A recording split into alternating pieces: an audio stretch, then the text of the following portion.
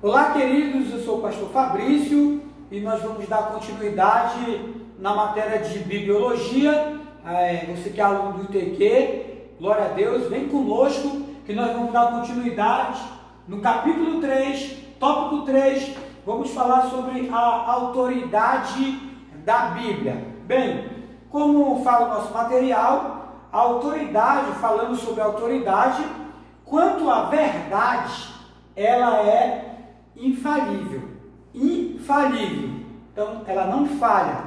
E quanto à sua autoridade, ela é definitiva.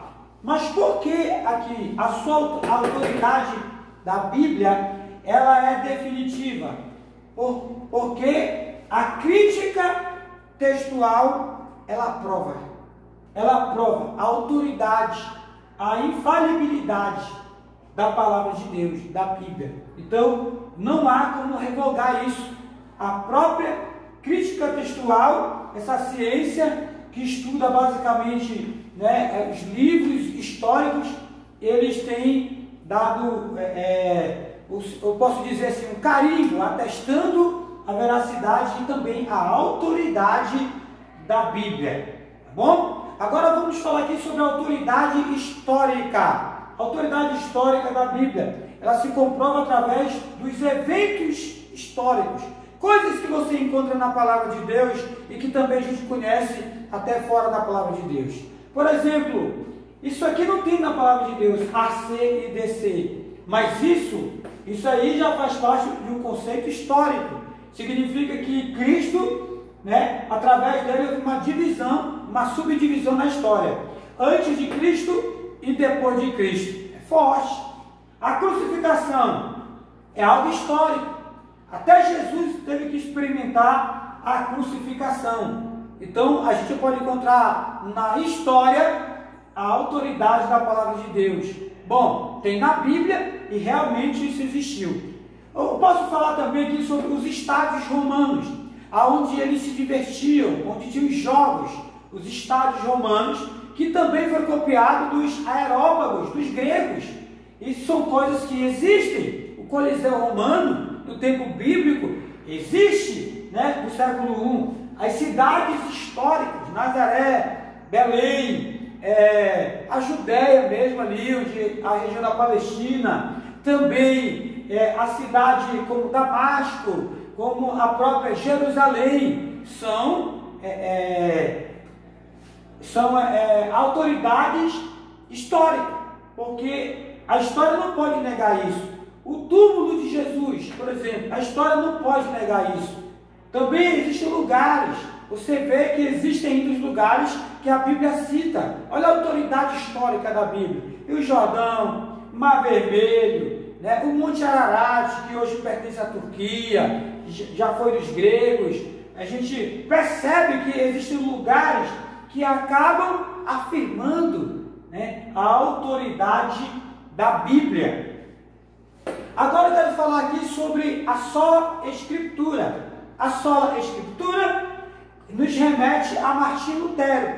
Lutero, que foi um monge, se transformou num monge e num padre, devido a uma crise de identidade dele, se transformou num padre, um monge.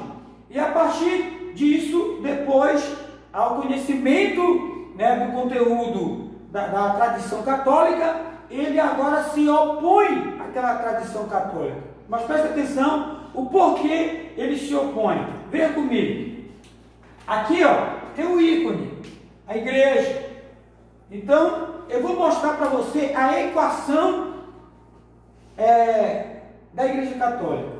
A igreja mais o papado, mais a tradição, mais a Bíblia. Tudo isso é a verdade. Tem que passar por essa equação. Agora vem comigo. Lutero: a Bíblia é igual à verdade absoluta. Então esse contexto, esse tópico que nós estamos estudando, sola Escritura, nos remete a isso. Que Lutero fala que só a Escritura é a verdade, contém a verdade absoluta. Então, em 1517, eu vou colocar essa data bem aqui e vou circular para você. Presta atenção. 1517. Que data é essa? É a data que se comemora a Reforma Protestante, né? Foi 30 de outubro de 1517. Nesse dia, Martinho Lutero, ele fixou as suas 95 teses, né? Não só na porta da Catedral de Worms, não, ele fixou na história as 95 teses. A partir dali, começou a Reforma Protestante. Logo depois, eu vou colocar uma outra data aqui, ó, em 1546 veio a Contra-Reforma. A Contra-Reforma foi logo uma resposta. O que era a Contra-Reforma? Nada mais era de que a Bíblia deve ser interpretada pela tradição. E isso Lutero não concordava. Só a Escritura quer dizer, somente a Bíblia é a autoridade absoluta, é a verdade absoluta. Logo, o Paulo III reuniu o Concílio de Trento na Itália e resolveu, né, fazer essa equação, que a Bíblia deve ser traduzida ou entendida, a verdade absoluta é a partir da tradição, né? Eu estou aqui através da tradição. Existe também no nosso material chamado de autoridade normativa. O que é, pastor, essa autoridade normativa? É pautada em regras. A autoridade normativa hoje para nós, por exemplo, eu quero dar um exemplo para vocês, a circuncisão. O que é a circuncisão? Nada mais é do que uma aliança entre Deus e o homem, no caso, Abraão. Então, não serve para nós mais a circuncisão, mas nós podemos fazer uma aplicação pessoal, porque é bíblico, está escrito. E que aplicação pessoal seria essa, pastor? Seria a aliança entre Deus, a importância da aliança. A importância da aliança entre Deus e cada um de nós. Entre Deus e mim, entre Deus e você, entre Deus e a igreja e a nossa família. Isso é a autoridade normativa.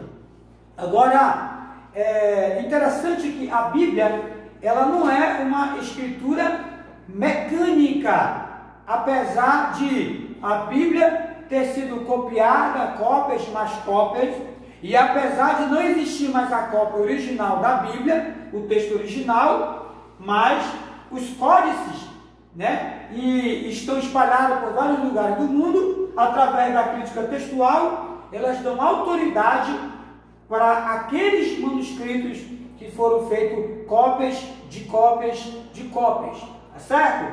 Então, vamos para cá, aqui, para ser escrito e para ser compreendido, falando ainda sobre a autoridade da Bíblia.